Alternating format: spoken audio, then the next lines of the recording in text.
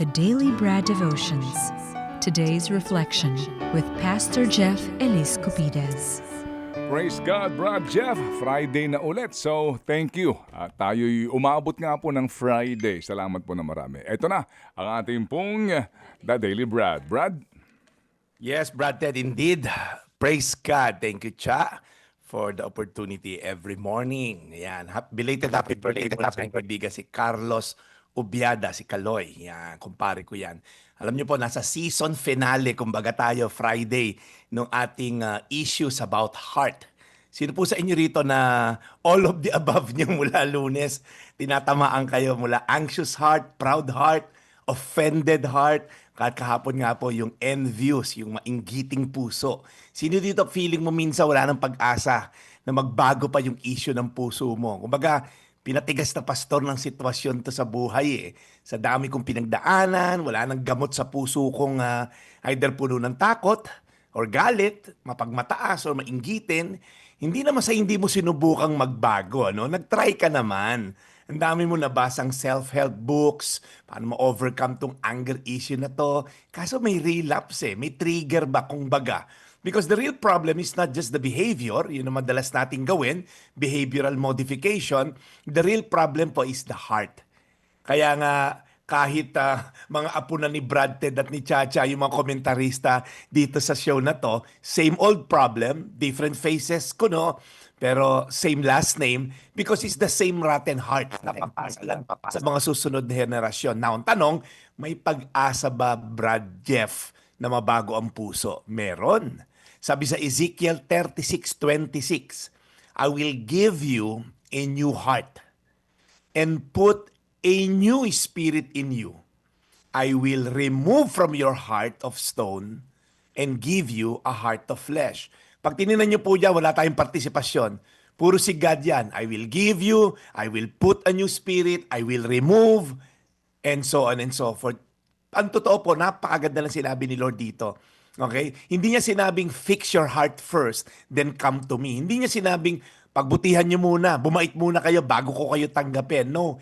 God Himself initiates the change. Yung po itawag na grace. Hindi mo deserving, siya ang lumapit sa atin. Minsan kasi akala natin, Christianity is all about trying harder, being better, be more religious. Pero yung gospel, yung message of good news, hindi po siya self-improvement project. The gospel is God coming down from heaven, rescuing His people who cannot rescue themselves. Kaya, ang sabi po ni God, aalisin ko yung puso nyong naging bato, a heart of stone, yung matigas, manhid, resistant na kay God, puno na ng takot, hirap na magpatawad, right? So, ang sabi niya, papalitan ko yan ng heart of flesh. Ngayon, ito po ang tanong, paano natin gagawin yan, Brad? Well, una, stop trying to save yourself. Hindi mo kayang baguhin ang sarili mong puso, mag-isa. Number 2, surrender everything to God. Hindi kailangan magpanggap ka kay Lord kasi alam naman niya estado ng puso mo. Hello. So, isurrender mo with all humility, Lord, hindi ko kayang patawarin tong nanay ko. Lord, hindi ko kayang hindi mainggit doon sa iPhone 17 ni Chacha. Isurrender mo kay God. Kay God. Aminin mo yung sitwasyon sa puso mo. And thirdly, ask for transformation. Hindi lang puro blessing hinihingi natin kay Lord.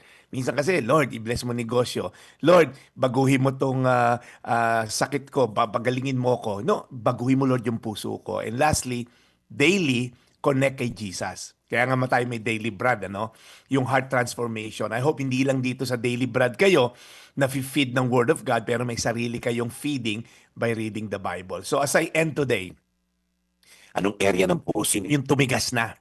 Alright? Na kailangan ni God baguhin at palitan. Saan ako umaasa, sa self-effort ba o sa grace ni God?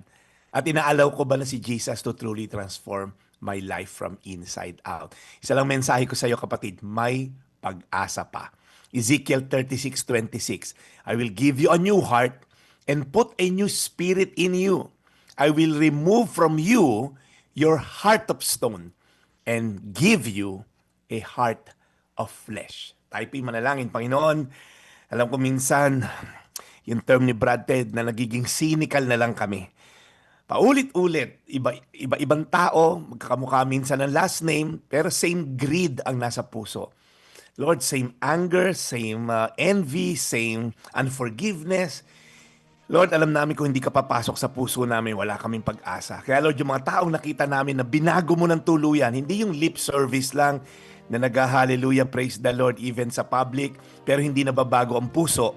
Lord, we're talking of genuine transformation na talagang tinanggap ka hindi lang para mapakita sa social media, kundi talagang buong puso umiiyak sa'yo. Iyak na baguhin mo sila. So Lord, ganun nawa ang magangyari sa amin. Lalo na Lord sa aming mga leader ng bansa na patuloy na nagbabangayan.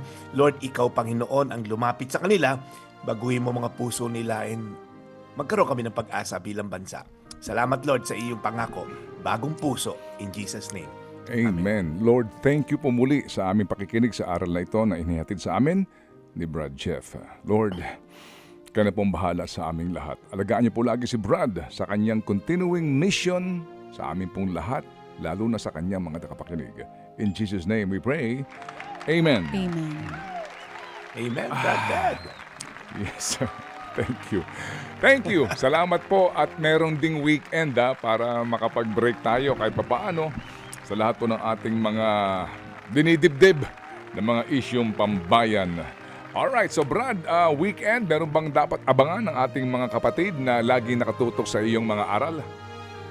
Yes, Brad Ted, mamayang alas 10, nandyan tayo sa Perfect Mornings, although wala ako sa studio. At maganda po yung ating topic mamayang alas 10 dito po sa Cheryl Cosim Perfect Morning Show. And of course, kung kayo po nasa bandang San Juan bukas, pag Sabado, nakatambay lang ang simbahan natin dyan, yung Anchor Church sa Elan Suites. Yan po sa Along Annapolis. So magkita-kita tayo kung may time naman kayo. Or kung online, Pastor Jeff lang, hanapin nyo sa Facebook at YouTube alas 4 ng Sabado para sa ating worship service ng Anchor Church. Ted? Alright, so thank you very much, Brad Jeff. Have a good and productive weekend and we'll catch you on Monday. Maraming salamat, Brad Ted. Thank you, Trina and Junjun Galang for listening. You'll see you later sa ating Pickleball. Ayun, no? Ito po ang inyong Daily Brad. Your daily dose of inspiration. Serving the people, Brad Jeff Eliscopide sa ating The Daily Brad. Mga kapatid, patuloy po kayong tumutok sa 105.9 True FM para sa totoong balita, impormasyon, music and entertainment. Mag-subscribe sa aming YouTube channel at podcast at sundan nyo kami sa Facebook, Instagram, X at TikTok sa True Network PH. Bisitahin din po ang aming official website, truefm.ph. At panoorin din kami sa True TV Signal, Channel 19. Kami po ang 105.9 True FM. Laging true sa'yo, kapatid. Ito tayo.